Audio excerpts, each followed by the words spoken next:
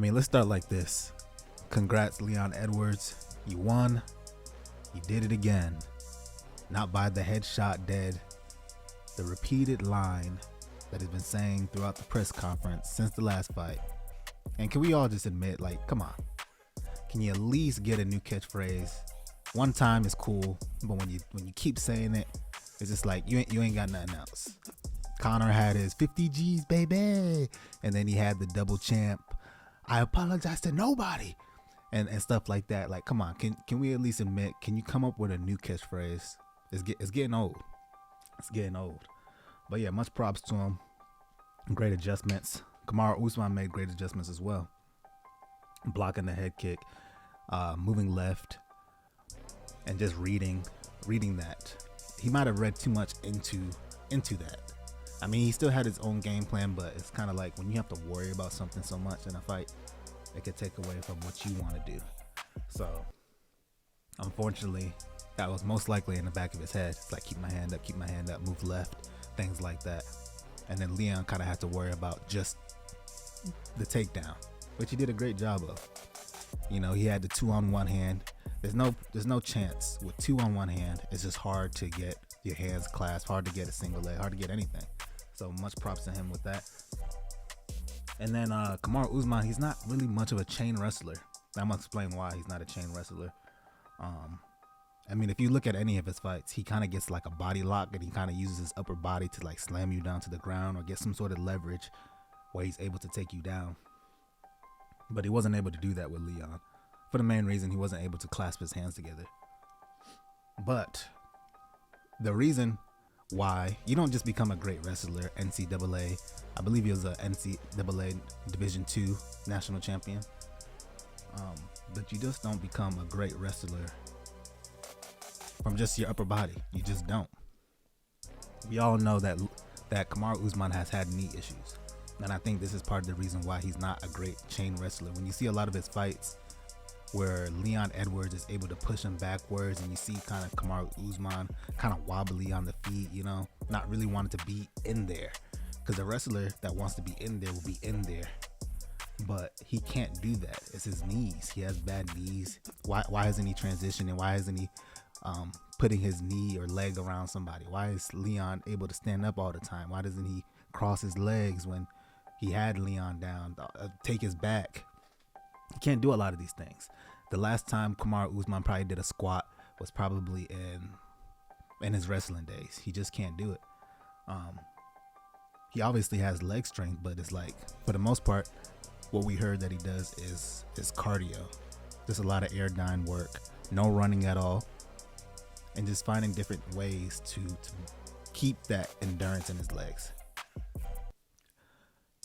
And it's unfortunate, because just little minute details of being able to transition, take the back, and that grappling jiu-jitsu sort of thing would make a difference.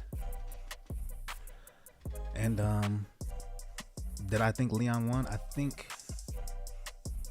he did enough. Kamaru Usman, he had a lot of pressure.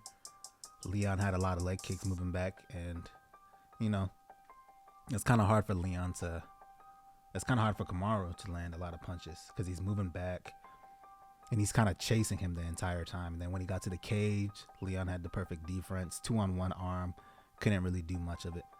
And he had like this sort of underhook where he would underhook one of Kamaru Usman's upper arm to his shoulder area, where Usman would kind of end up backing up out of that for whatever reason. He knew that it just wasn't a comfortable position for him to be in. It's his knees. I don't know how he's going to stem cell surgery in his knees, get some shots in his knees to try and fix that. But if he can fix that, start doing some jiu-jitsu, taking backs, and he has no dexterity in his limb and his knees ligaments. It's just like torn and gone. If you heard of any of his interviews, he doesn't do any running. There's no running.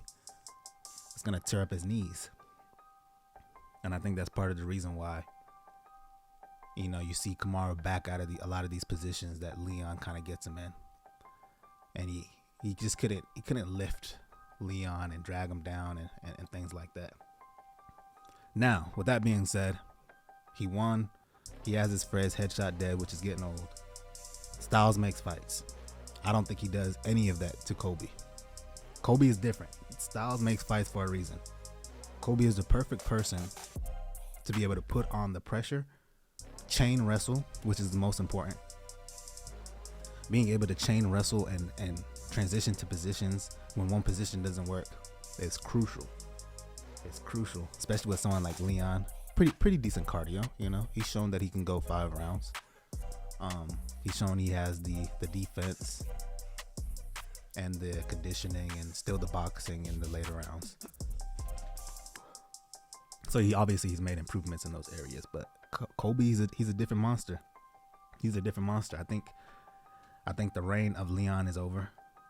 I mean, congratulations to him. He beat Kamaru twice. And don't get me wrong. I know I'm wrong in saying this, but I feel like this is one of those situations. It's different, but it's similar. This is like, it's one of those things where you feel like the guy shouldn't be able to beat this guy, and he beats him. It's kind of like Peter Yan and Aljamain Sterling. I know I'm wrong. I'm probably wrong in this thinking, but I just feel like it's that. Peter Yan should be able to beat, but he had a lucky fluke. That knee, he won the championship, and that was it. Now he lost the next fight. It's like now it's like this sort of cloth, like, well, he can never beat this guy. Kamaru Usman's situation is different because he can beat Colby Covington. It's a difference. He's not going to be falling back in the division and he's going to start losing to all these people. I don't see that happening. I think he beats Bilal. I think he beats Colby. Just Styles makes fights. He just can't seem to get around this hurdle of Leon Edwards. And it's the transitions. It's the chain wrestling. But yeah, Colby, he's a different animal. He can chain wrestle. He can take you down. I see a fight between them going similar to what he did to Jorge Masvidal and what he did to Robbie Lawler. A lot of volume punches, a lot of forward pressure, a lot of chain wrestling. And it's different. There is no knee problems with Colby. There is none of this. He's going to drag your leg. He's going to do similar to what Khabib did to Dustin Poirier, where he puts his leg over Dustin's knee, and he kind of keeps you there. He stops you from standing up. I mean, he did that in the Jorge Masvidal fight too, but I kind of see how that playing out like that. I mean, I don't see. There's just too much forward pressure, too much weird angle, volume punches coming from Colby, and I don't think Leon's gonna be able to have answers for that. So that's my personal opinion. Does Colby just dominate the division? Maybe not. Maybe the belt just goes around. Maybe he loses to him. Kamaru comes back. And then what happens to Leon? Let's say all this stuff plays out. Colby wins the championship versus Leon. Kamaru's still there. Who does Kamaru face? Kamaru maybe faces Bilal. I think he beats Bilal. I think so. I think he beats Bilal just with a jab. I think that jab and reach that he has clips Bilal from coming in a lot. I mean, Bilal improved in his last fight. I don't want to go too much on a rant. I'm going off topic, but yeah, there's Kamzat there. There's Hands of Steel. There's Shafkat is there. So who knows? The welterweight division is fucking stacked. Excuse my language, but it's stacked. And we'll see how everything plays out. Who beats who ends up being there, who reigns, who's the next welterweight king. Does Kamaru end up staying there? Who knows? But hopefully Kamaru takes some time off, maybe get some stem cell surgery, do some road work, gain some more muscle in his legs. You know, he obviously has the muscles that are there, but it's just like he can't do much. Work on the chain wrestling, work on the jiu-jitsu, back taking, leg control. Yeah, that's really what he needs to work on, to be honest.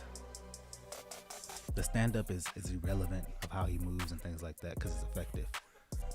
Especially in MMA, having the most fluid of techniques only matters if you lose, if you're losing. Colby Covington doesn't have the most crisp of boxing techniques, but his flailing of the hooks and punches and the volume like that, it works for MMA. It's effective. So we'll see what happens. We'll see what happens. But what do y'all think? What do y'all think plays out in the welterweight division? Who do you think wins? Do you think Colby beats Leon? Why not? Let me know.